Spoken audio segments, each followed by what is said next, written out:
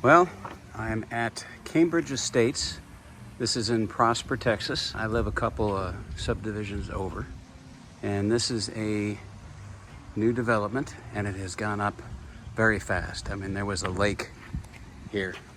I mean, literally right here with trees around it. Just a couple of years ago, cows. And you can see that it's almost all filled up on phase one. This is Bellecrest with media. This is 1630 Yale Lane, and it's 4514 square feet, 5 bedroom, 4 bath, 3 car garage, 2 story. I'll go over the specials in just a minute. Now, if you watched my video on the neighborhood Edgewater Creek, I think it was called, that was also First Texas Homes. That was in Salina with Prosper ISD. And that's about 15, 20 minutes from here. And those were about 600,000.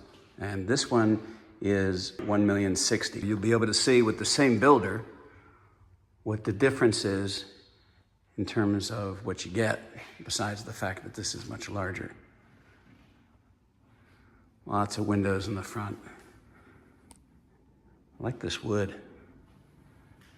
And it looks like engineered wood, which means that it's real wood on top. It's a veneer. If it ever went bad, you'd have to replace the physical plank rather than being able to refinish it or resurface it.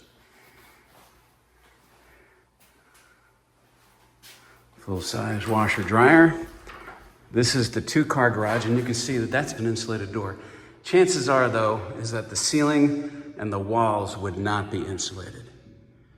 I remember when I built here back in 11, I had to pay extra to have the walls and the ceilings insulated because I had a classic Porsche 87 911 Cabriolet that my dad had driven for over 20 years until his death in 09.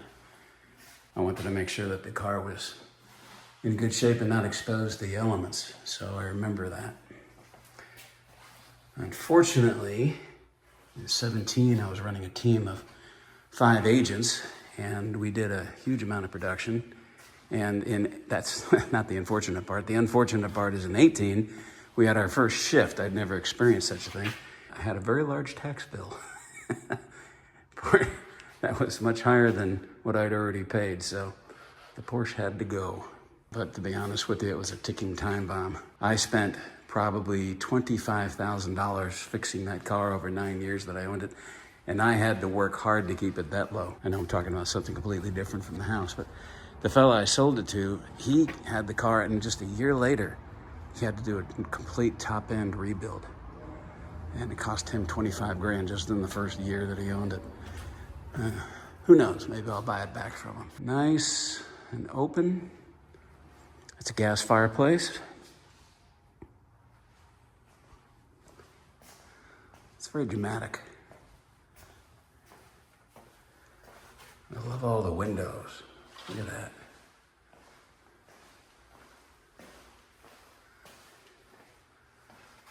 Big master bath.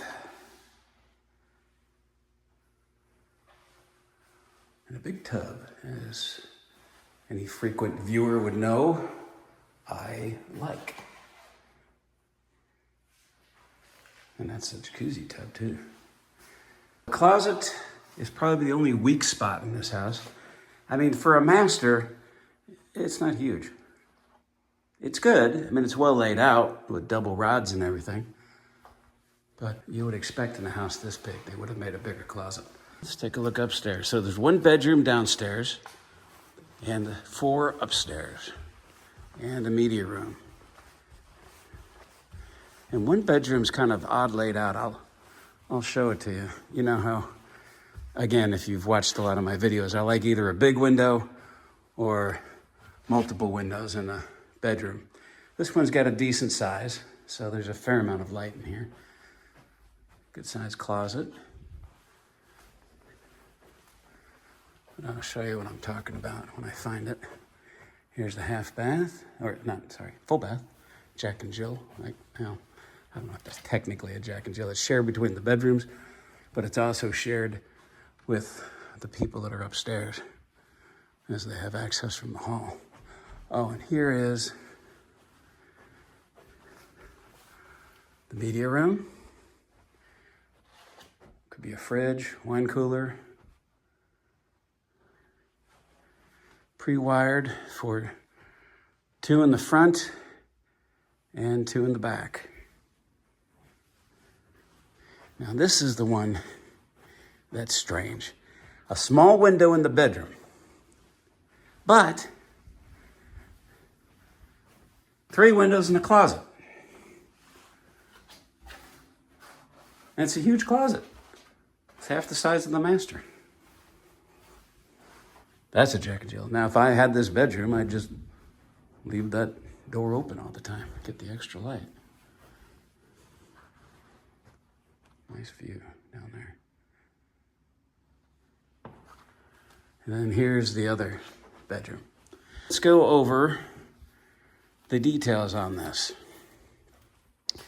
They're offering, just like the one in Edgewater Creek, $15,000 towards closing costs. You can use that for whatever, buying down the rate, closing costs, whatever.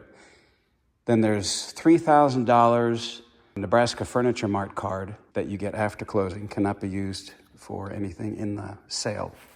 It's only afterwards. And then what they're offering for rates is, I guess they're calling it a 2-1 buy down.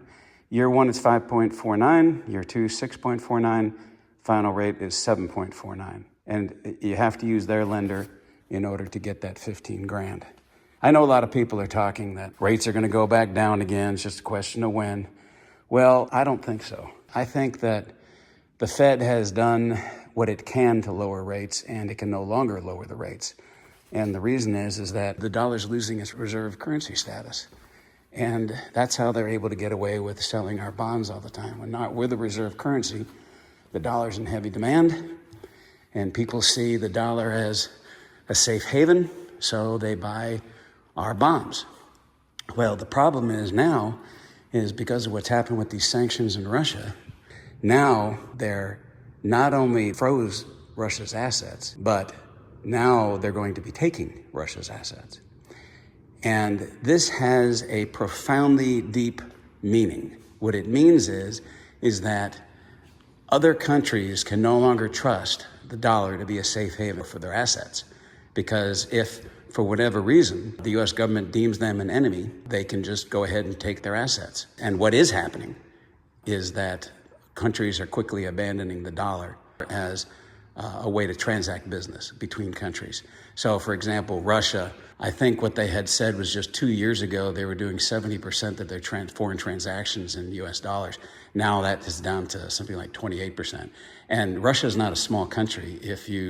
I know land-wise it's huge, but in terms of GDP, if you go by purchasing power parity, which is where they compare a basket of goods and how much it costs in one country to another country, GDP is now 4th after China, US, India. Russia's now bigger than Germany, Japan in terms of GDP, and it's growing fast despite all our sanctions. In fact, frankly, it's growing fast because of the sanctions, because they've just finally given up on trying to do business with the West. Not only are countries like Russia abandoning the dollar as the reserve currency, but other countries along with them, all the BRICS countries, India, China, South Africa, all the countries that are joining into that BRICS alliance, which now makes up a greater percentage of the world's economy than the G7 by over 10%. I think it's like 47%, and it's growing quickly versus I think it's 32 or 34% for the G7. All of these countries are starting to give up on the dollar as a reserve currency. This is a long-winded explanation, but the point is that because they're giving up on the dollar as the reserve currency, the Fed, who needs to sell bonds in order to finance debt, then they're not going to be able to sell the bonds at cheaper interest rates. So they're going to have to make the interest rates higher in order to make it attractive. By the way, these are 8-foot fences. There's no way that I see that the Fed is going to be able to lower the rates again, because if they're going to be able to sell the debt, they have to keep the rates higher. That's my personal opinion. I think that 2 or 3 years from now, you're going to be looking back at 7% going, gosh, I wish I could have gotten that. If I were you, what I would probably do is, instead of trying to buy down a rate temporarily, I would buy down the rate permanently. So I'd forget this buy down, and I would go for a fixed term rate for as low as you can get. If you can buy down the rate to in the 5s or the 6s, you're better off. You're going to save quite a bit of money. I mean, look at the difference in payment just between 2%. At 5.49, you're at 4,200. At 7.49, you're almost $1,000 more. If you could spend 50 grand and get the rate down to here, you can see that it won't take that long, maybe 4 years, to pay that back. And if you're gonna be there longer than 4 years, then you're doing far better. That's my story, and I'm sticking to it. That's the house, and I'll video probably another house or two over in this neighborhood. That's it, pretty.